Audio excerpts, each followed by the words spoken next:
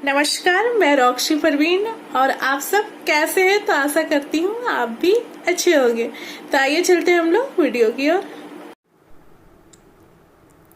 नमस्कार, आज हम लेसन प्लान यानी पाठ योजना को देखेंगे। आज का जो हमारा टॉपिक यानी प्रकरण है वह है डिप्थीरिया रोग, और जबकि हमारा विषय है गृह विज्ञान, तो गृह विज्ञान विषय से संबंधित अन्य टॉपिक के लेसन प्लान को आप प्ले लिस्ट में जाकर वहाँ से देख सकते हैं। तो आइए आज का टॉपिक देखते हैं, जो कि हमारा आज डिप्थीरिया रोग के बारे में लेसन प्लान है। तो लेसन प्लान जब भी बनाना स्टार्ट करते हैं, अपने रजिस्टर के लेफ्ट पेज से स्टार्ट करते हैं। सबसे पहले लिखते हैं विद्यालय का नाम, फिर अपना नाम, फिर क्रमांक क्या है, विषय हो जाएगा यहाँ पर गृह विज्ञान, और प्रकरण यानी टॉपिक है डिप्थीरिया रोग के बारे में, और किस क्लास के लिए है, 10th क्लास के लिए। कितने समय तक आपको पढ़ाना है वो लिखेंगे, किस घंटे में पढ़ाना है, और डेट क्या है, और सत्र कौन सा चल रहा है उस चीज़ को यहाँ पर लिखेंगे। फिर उसके बाद समान उद्देश्य में हम 5 पॉइंट लिखते हैं।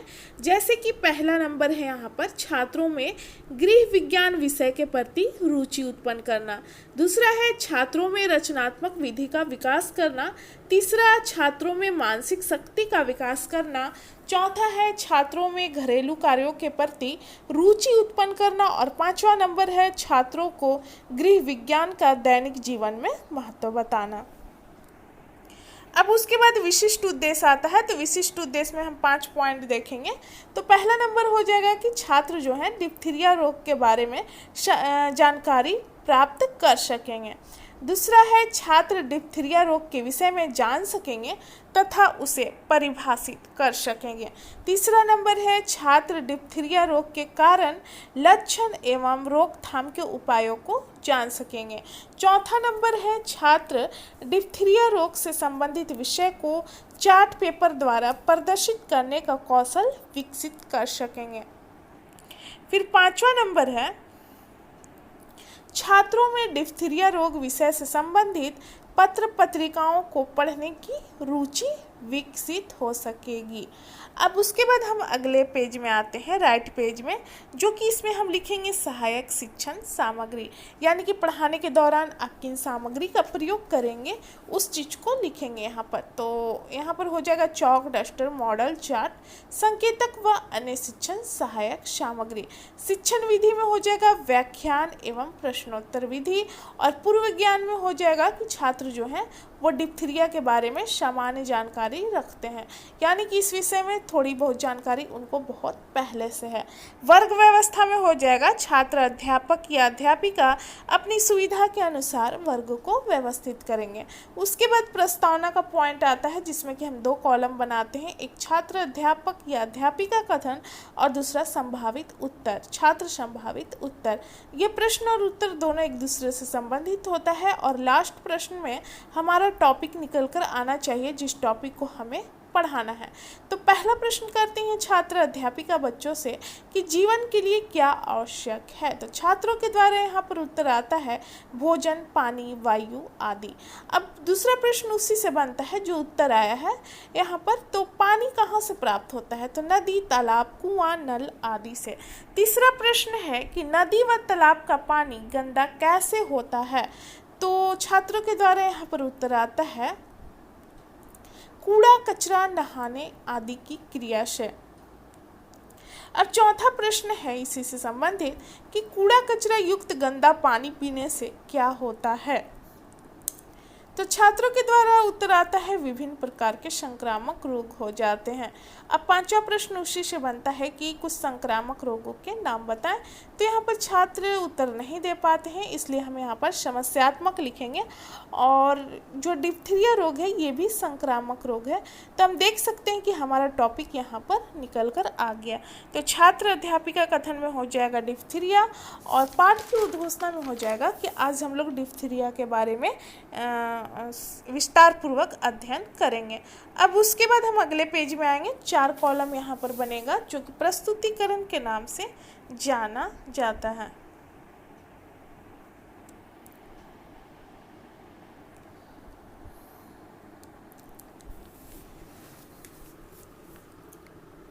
तो यहाँ पर डिप्थीरिया शिक्षण बिंदु है जो तो वो हमारा यहाँ पर टॉपिक से संबंधित पॉइंट रहेगा।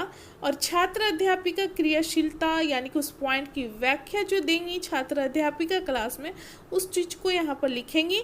छात्र क्रियाशीलन में यानी कि छात्रों का व्यवहार किस तरह का क्लास में रहेगा, वो किस प्रकार उत्तर देंगे, उसको हम तीसरा कॉलम में लिखेंगे। और चौथा कॉलम जो हमारा है श्याम पटकारे, यानी कि आप पढ़ाने के दौरान बच्चों को जिस तरीके से समझाएंगे उसको हम इस कॉलम में लिखते हैं। तो सबसे पहले जानेंगे डिप्थीरिया के बारे में। तो डिप्थीरिया जो है एक संक्रामक रोग है जो कि कॉरोनीबैक्टीरियम डिप्थीरिया नामक जीवाणु से यह फैलता है। कॉरोनीबैक्टीरियम डिप्थीरिया जीवाणु प्रायः यह 0 से 5 यानी कि 0 से लेकर 6 साल तक के बालकों को होता है। यह रोग सर्दी के मौसम में अधिक होता है। इसके जीवाणु गले में प्रवेश करके शरीर व गले में विष पैदा करते हैं। यह गले व श्वसन नलिकाओं के ऊपरी अंगों में रहते हैं व रोगी के शरीर में विष पैदा करते हैं। जब यह विष जो होता है विष वो हृदय तक पहुंच जाता है तो रोगी की मृत्यु हो जाती है। इसलिए इसका उपचार संदेह होते ही करवा लेना चाहिए। अब जो यहाँ पर बताया गया है उसी से संबंधित प्रश्न करती हैं छात्र अध्यापिका कि डिप्थीरिया जो है वो किस जीवाणु से फैलता है। तो छात्रों के द्वारा यहाँ पर उत्तर आता है कॉरोनीबैक्टीरियम डिप्थीरिया से यह रोग जो है फैलता है। यहाँ पर छात्र क्रियाशीलन में हो जाएगा कि कक्षा में छात्र अध्यापिका द्वारा पढ़ाए जा रहे कथनों को सुनेंगे। और श्याम पटकार में वही चीज़ हो जाएगा आपका। तो डिप्थीरिया जो है एक संक्रामक रोग है जो कि कॉरोनीबैक्टीरियम जीवाणु से फैलता है और यह 0 से 6 साल तक के बालक को होता है और इसमें गले व श्वसन नलिकाओं के ऊपरी अंगों में यह जीवाणु रहता है तथा शरीर में वो पूर्ण शरीर में विष पैदा करता है धीरे धीरे। अब दूसरा शिक्षण बिंदु हम देखेंगे जो डिप्थीरिया रोग है उसके प्रसार एवं उद्भव काल। तो यहाँ पर हो जाएगा कि जो डिप्थीरिया रोग के कीटाणु रोगी व्यक्ति के मुंह, नाक, थूक, खांसी, बलगम आदि से ये हवा में फैल जाते हैं और दूसरे लोगों की सांस से उनके शरीर में पहुंच जाते हैं। यानी कि जो स्वस्थ व्यक्ति है उनके शरीर में वो सांस के माध्यम से पहुंच जाते हैं। दूसरी ओर हम देखेंगे कि रोगी के कपड़े, रुमाल, जूठे बर्तन, दूषित व जूठा भोजन, थर्मामीटर आदि से भी दूसरे लोगों तक यह जीवाणु पहुंचता है जिसके कारण व्यक्ति डिप्थीरिया रोग का शिकार हो जाता है।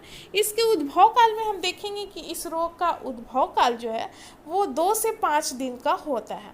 इसका उपचार तुरंत करना चाहिए, नहीं तो जीवाणु के बढ़ने के साथ गले की झिल्ली है वो बढ़ने लगती है और सांस लेने में कठिनाई होती है और मृत्यु होने की संभावना इस कारण अधिक बढ़ जाती है। अब जो यहाँ पर बताया गया है उसी से संबंधित प्रश्न करती हैं छात्र अध्यापिका कि डिप्थीरिया रोग का उद्भव काल कितने दिन का होता है। तो यह होता है 2 से 5 दिन का। अब यहाँ पर श्याम पटकार में देखेंगे कि जो ये रोग है इसका प्रसार, तो यह रोगी व्यक्ति के मुंह, नाक, थूक, खांसी, बलगम आदि से हवा में फैलता है। रोगी के कपड़े, रुमाल, जूठे बर्तन, दूषित व जूठा भोजन आदि से भी यह रोग फैलता है। अब हम अगले पेज में आएंगे, यहाँ पर भी उसी तरह 4 कॉलम बनाएंगे और तीसरा शिक्षण बिंदु हमारा रहेगा डिप्थीरिया रोग के लक्षण क्या है। तो पहला हम देखेंगे कि गले में सूजन आता है, सांस की नली में संक्रमण हो जाता है जिससे सांस लेने में कठिनाई महसूस होती है, टॉन्सिल बढ़ जाते हैं व थूक निकलने में तकलीफ होती है।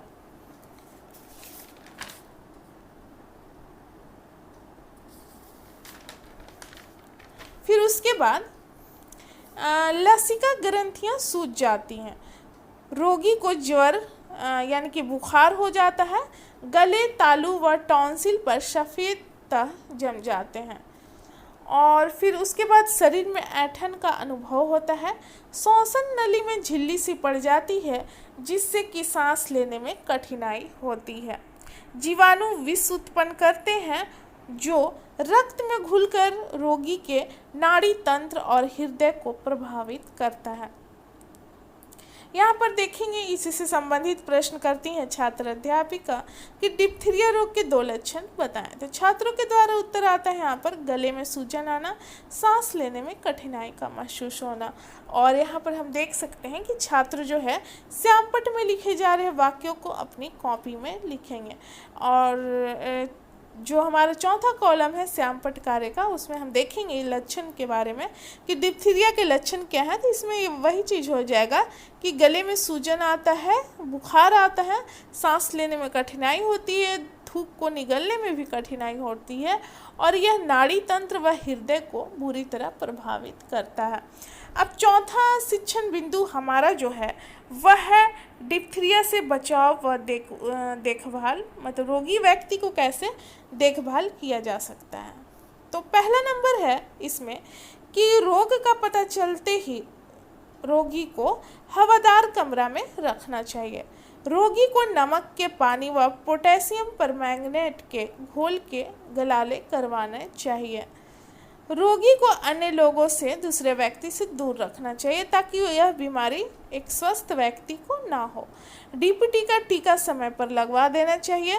देखभाल करने वाले व्यक्ति को भी रोज गरारा करना चाहिए, यानी कि वो गर्म पानी से कुल्ला करना चाहिए। अब बोधात्मक प्रश्न इसी से है कि डिप्थीरिया रोग से बचाव के 2 उपाय बताएं। तो यहाँ पर छात्रों के द्वारा उत्तर आता है कि रोगी व्यक्ति को अन्य लोगों से दूरी बनाए रखना चाहिए और डीपीटी का टीका समय पर लगवाना चाहिए। श्यामपट्ट कार्य में यही चीज़ हो जाएगा कि रोगी को दूसरे व्यक्ति के संपर्क से दूर रखा जाना चाहिए, डीपीटी का टीका समय पर लगवाना चाहिए और प्रतिदिन गरारे करना चाहिए।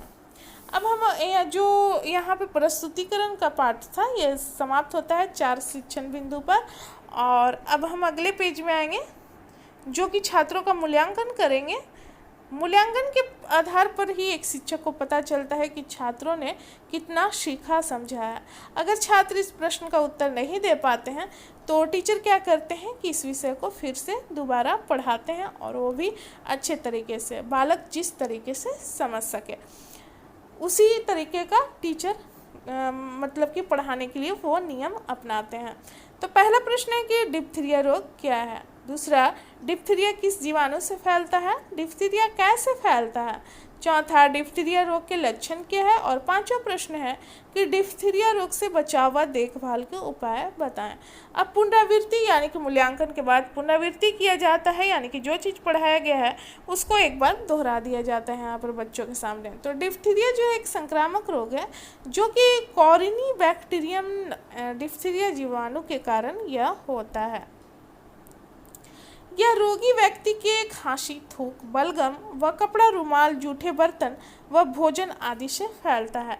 यह जीवाणु विष उत्पन्न करता है जो रक्त में घुलकर रोगी के नाड़ी तंत्र और हृदय को प्रभावित करता है। और चौथा है डीपीटी का टीका समय पर लगवाना चाहिए। अब उसके बाद गृह कार्य छात्रों को दिया जाता है, यानी कि होमवर्क दिया जाता है लास्ट में। तो डिप्थीरिया रोग के बारे में लिखें और डिप्थीरिया रोग के लक्षण व बचाव के बारे में लिखें। तो जो लेसन प्लान है यहाँ पर समाप्त होता है। मिलते हैं अगले वीडियो में। धन्यवाद।